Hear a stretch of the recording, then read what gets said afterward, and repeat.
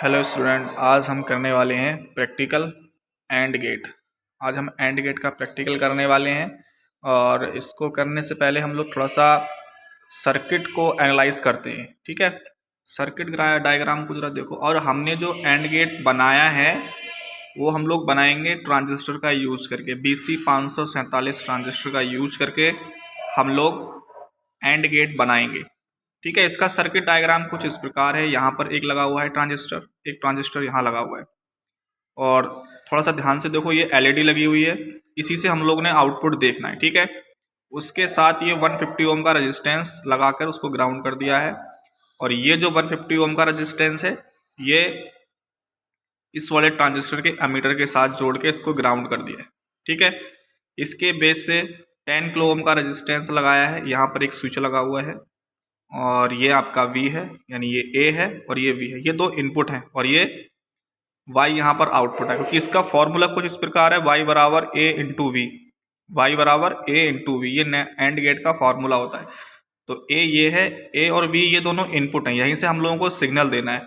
और ये जो है ये वाला टर्मिनल, ये कलेक्टर, यहाँ से हम लोगों को सप्लाई 5 वोल्ट देनी है। सप्लाई यहाँ पर भी हम लोगों को देनी है, सप्लाई यहाँ पर भी देनी है और यहाँ पर ग्राउंड करना है।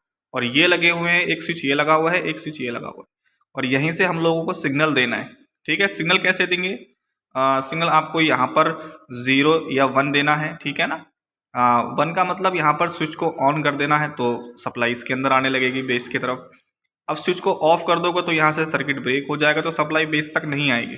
ठीक है, इस हिसाब से हम लोगों ने सिग्नल देना है। अच्छा, इसकी ट्रुथ टेबल देखो जरा, ट्रुथ टेबल से आपको थोड़ा पता चलेगा। ये A और V दो इनपुट हैं और बाई का मतलब आउटपुट। ठीक है ना, ये जो बाई दिख रहा है, बाई हम लोग आउटपुट यहाँ से देखेंगे LED से। ठीक है, अब शुरू में देखो, अगर 0 0 हो, ये दोनों जो A और V यहाँ पर स्विच ऑफ हो, ठीक है ना, हम लोग इसको सप्लाई ना दें, तो उस कंडीशन में जो बाई होगा वो भी आपका 0 रहेगा। ठीक है, अच्छा, एक को आप 0 कर दो और B पे आप सिग्नल दे दो। कहने का मतलब है इसको आप ऑफ ही रखो, इस वाले स्विच को ऑन कर दो, इसका मतलब ये हुआ ये 0 रहेगा और ये 1 हो जाएगा। तो उस कंडीशन में भी LED 0, कहने का मतलब है ये जलनी नहीं चाहिए, यहाँ पर सिग्नल नहीं आना चाहिए।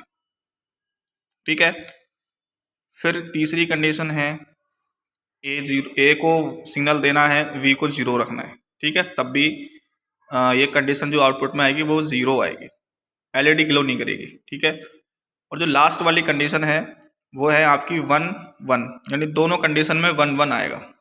ठीक है, यानी A और V दोनों को आपने सिग्नल देना है। जो लास्ट कंडीशन है उसमें A और V दोनों को सिग्नल देना है।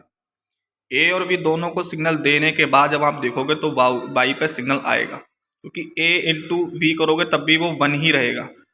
तो ये जो एंड गेट है वो भी सिर्फ एक ही कंडीशन में ऑन रहता है, जब दोनों सिग्नल ऑन होंगे, और अदरवाइज इसके अलावा जो भी कंडीशन बनेगी उस कंडीशन में ये जो सिग्नल रहेगा वो ऑफ रहेगा। सिर्फ एक ही कंडीशन में एंड गेट ऑन रहता है, वो है आपके जब दोनों सिग्नल ऑन हो।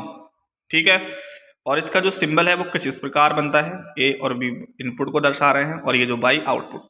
ठीक है, ये इसका जरा डायग्राम देख लो, एंड गेट BC547 ट्रांजिस्टर से बनाया है। अब जरा इसका प्रैक्टिकली करके देखते हैं, सर्किट की तरफ चलते हैं। ये जो सर्किट हम लोगों ने पहले से ही प्रिपेयर करके रख रखा है, ठीक है ना, इसमें जो भी कंपोनेंट लगाए गए हैं वो सारे के सारे इस सर्किट के अनुसार, जो हमने सर्किट बताया है आपको, सारे के सारे इसी सर्किट के अनुसार ये इसमें सारे के सारे कंपोनेंट लगाए गए हैं। जैसे कि ये 2 ट्रांजिस्टर लगे हुए हैं, ये LED बल्ब लगा हुआ है और ये A और B दो इनपुट हैं और LED करेगा बाई का काम, यानी आउटपुट का काम। अच्छा, सप्लाई के लिए देखो हमने 60 वोल्ट, आप 5 भी ले सकते हो। हमारे पावर सप्लाई में जो है लगभग 6.7 आसपास DC power supply, DC voltage. ठीक है, यहाँ से हम लोगों ने इसको ऑन कर दिया। देखो अभी नेगेटिव वाला वायर भी इस पर लगा हुआ है और पॉजिटिव वाला वायर भी, तो ये कंडीशन अभी दोनों 0 0 हैं।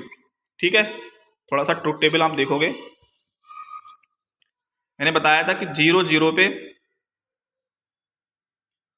0 0 0 पे 0 आना चाहिए। देखो अभी 0 0 है, मैंने इनको सिग्नल नहीं दिया तो Y 0 है। अच्छा, अब दूसरी कंडीशन देखते हैं, A को 0 रखना है, Y को सिग्नल देना है।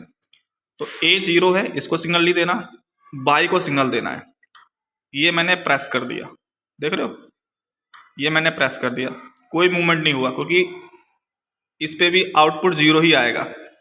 ए को आपने 0 अब 1 देना है, वी को 0 रखना है, तो ए को हम लोग सिग्नल देते हैं। ठीक है, ये हमने सिग्नल दे दिया, पर देखो आउटपुट अभी भी 0 ही आ रहा है। ठीक है, ये हम लोगों ने सिग्नल दे दिया इसको, और अभी भी आउटपुट 0 आ रहा है।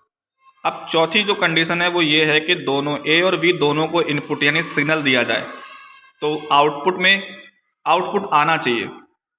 देखो ये ए और ये वी, हम दोनों को पहले ए को सिग्नल दिया, फिर साथ में बी को भी दे दिया। ये देखो दोनों सिग्नल देने के बाद, ए और बी दोनों सिग्नल देने के बाद आउटपुट आ रहा है।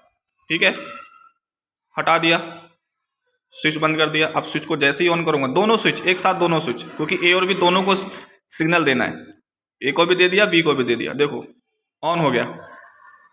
ठीक है, ये है आपका एंड गेट। ठीक है, ये केवल और केवल सिर्फ एक ही कंडीशन में ऑन रहता है, और वो है आपके ए और बी दोनों पे ही इनपुट सिग्नल दिया जाए, ए को भी दिया जाए और वी को भी दिया है। देख रहे हो, बहुत अच्छे से आप लोग समझ गए होंगे।